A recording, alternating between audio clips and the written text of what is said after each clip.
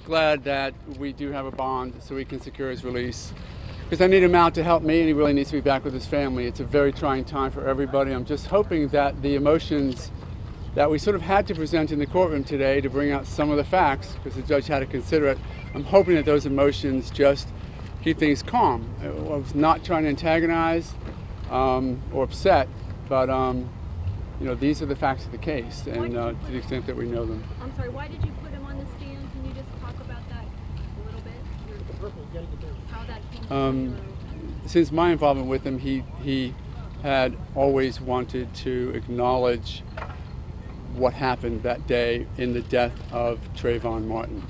And I was hopeful that that could be accomplished in more private ways, and we weren't afforded that opportunity. The parents came out, Mark, and they appeared to be fairly upset.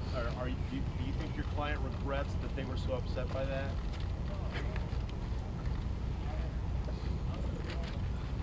I think it was a week or 10 days ago that Miss Fulton, Trayvon's mom, said that she wanted to hear from the defendant and she wanted 2 questions answered.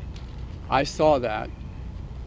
When I discussed that with my client, he wanted to respond. And if you look at that interview, those are the 2 questions he responded to.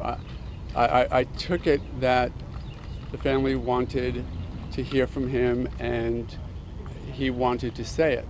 I think it should have happened in a private setting, and that we tried and that wasn't afforded to us, so that's the way it worked. So in other words, the family did not agree to that, is that what you're saying? I didn't see the attorney's presentation yesterday, but my understanding was that they had said no, we wouldn't hear it. So I don't know if that was actually the Martin family or the representative. I'm not certain. I'm sorry. Mark, have you decided on a place for George to go, and you're going to hire security?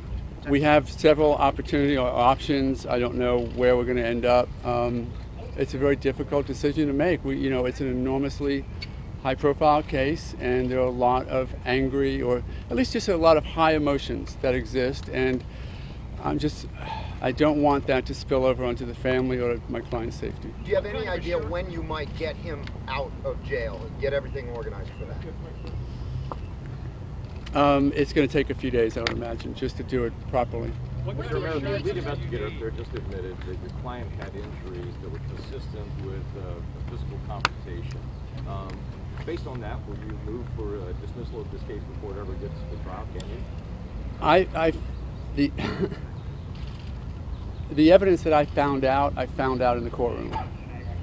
So I truly have not seen the first piece of evidence except for what you guys have in the media. So the decision to review the probable cause affidavit was in an attempt to try and fill in some of the gaps that we knew existed. And then it sort of expanded to including things like injuries. And those injuries seem not open for contest. So that may lead us down a certain path. What do you feel you learned in court today? What do you make of the fact that the investigator on the witness stand said they have no evidence to suggest who started the fight? Isn't that a huge question for a second-degree murder case? And what do you make of the fact that he said they don't know who started? I'm believing that he told the truth when he said that. And what do you make of that? I think that That's significant. I'm just not going to. I'm not going to comment on particular pieces of evidence because it just takes us down the path of doing it here, and it's not supposed to happen here.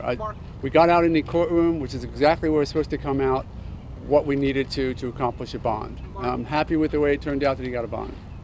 How risky was it to put him on the stand, and how limited was the cross-examination under the law? Because obviously the judge was limiting him.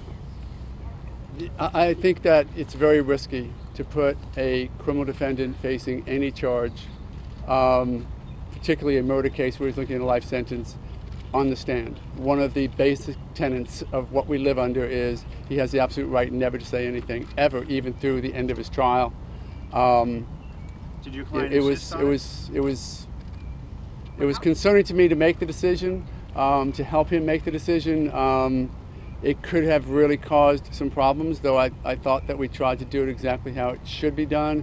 And it wasn't, what he said was all that he wanted to say. He did not want to defend himself. He didn't want to talk about the facts of the case. He heard a request from the family and he wanted to respond to it, and that is precisely what he responded to. How did he react to the ruling? You know who he's going to pay? Who wrote what words? Words he spoke today. Is that something that you had written for him, or that he had composed? If you look at the interview of Trayvon's mom, that's what she asked for. Those 3 occurrences. So it wasn't written, it was a response. Why is it going to take a couple days for him to be released? We don't know yet. Why is it going to take a couple days for him to be released? I'm sorry? Why is it going to take a couple days for him to be released? Why won't he be released today? Well, because securing $150,000 in collateral takes some time, and $15,000 in cash to a bail bondsman should that be required, and working out the specifics with now that he's under GPS and making sure that we maintain the security. I would much rather do this safely than quickly. We heard Mr. Crum question the motives behind that apology. What are the motives behind your client's apology? It's easy to say, and the presumption can be made that we were pandering to the family or trying to gain some favor with them. That's there. I can't avoid it.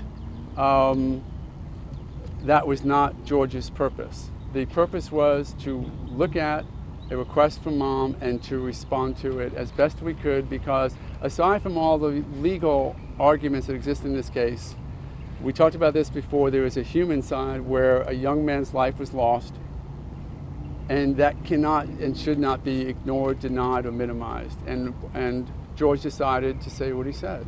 When might you request a stand your ground hearing? No idea. Haven't seen Discovery yet. There was a lot of criticism of the Sanford police. People were accusing them of believing Zimmerman too quickly, but today the special prosecutor said that the police did not believe Zimmerman's story initially, or I don't know if ever, but what do you have to say about that? Because that's, everybody has their own side of that, but the family was accusing the police of believing Mr. Zimmerman's story, and he came out and said that. So what do you mean? They would be commenting on the evidence. There's no reason for me to do that here. Mark, I know you don't want to try the case out here. It should happen in the courtroom, but I do want to ask you something about what happened today in the courtroom. Clearly, you went down a road challenging the affidavit and challenging some of the evidence and the assumptions that were made to write that document. You believe you have a very strong self-defense case. I'm going to wait until I actually get discovery to see how strong my case is. Interpret how the evidence was presented today, the small vignette of it. Yeah, there's a lot of questions about this case, not just of guilt, but how happened, what happened, and that's what the process is for. We'll work through it. We'll get it figured out. Any reaction from Mr. Zimmerman after the decision this morning that you could relate to us? I think he's happy that he's going to be back with his family and be out. He granted bond, that's all we care about. If it would have been an extraordinarily high bond, one that is tantamount to no bond, he and I would have been frustrated. We're not. Can you describe the photographs? Given what you've heard today, the glimpse of the state's case,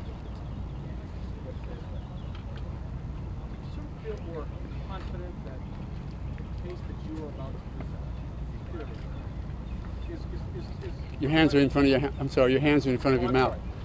Having heard what the state said today, having heard what laid out the case that they did, do you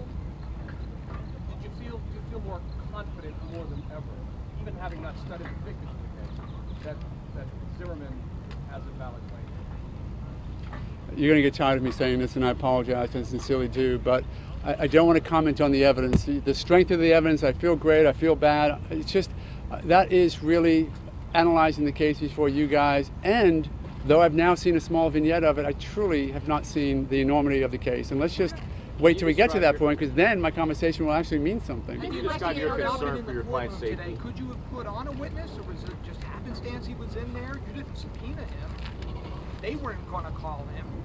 So if he wasn't in that courtroom, would you have had a witness? I had some alternative presentation in mind had they not had him available. This may be another one of those questions about the evidence, but you talked about in the court photographs of his injuries. Could you give us an idea of what you saw? Oh no, I only saw, truly, the one that I have seen is the one that you have now seen, which was the one that circulated today. That night, about the broken nose, you said you want to see the medical records. Medical records, yes. Can you tell us, can you describe what his injuries were based on the medical records? It really is a comment on the evidence, so I'm going to just hesitate. I just is. And again, I hand something and it's one piece of the puzzle I keep saying let's not do. Can you describe, Can you tell comment us more what your generally? concerns are for your client? I couldn't hear you. Is there anything that surprised you about what the investigator said on the stand today? Having have no foundation in what he was going to say, I was just glad that he was, I think, very straightforward, and I certainly think he told the truth. So, you know, it's yet to be seen where that fits into the rest of the evidence. What is the most important thing in order to release him from the jail? What is exactly the next step? We need to work with GPS and work with the jail and work with bail bonds people and all that. It's going to be a several-day process. And what are your concerns for his safety if he, you know, when he is released? How legitimate do you believe that the threats are against him? And his family. I'm concerned. I just am. There's been an upswelling in this case because of the way it was handled initially. And that seems to be now focused over on George. Now maybe, you know, as we view the evidence that we've seen a little bit of it, maybe that frustration will be refocused away from George. We'll see. I would hope so. Can you comment more generally, sir, on how Florida's stand your ground rules have changed the way cases like this are dealt with? You know, I don't think it changes it all that significantly because self-defense is still self-defense. Stand your ground gives you a better opportunity to explain away behavior without having to show retreat.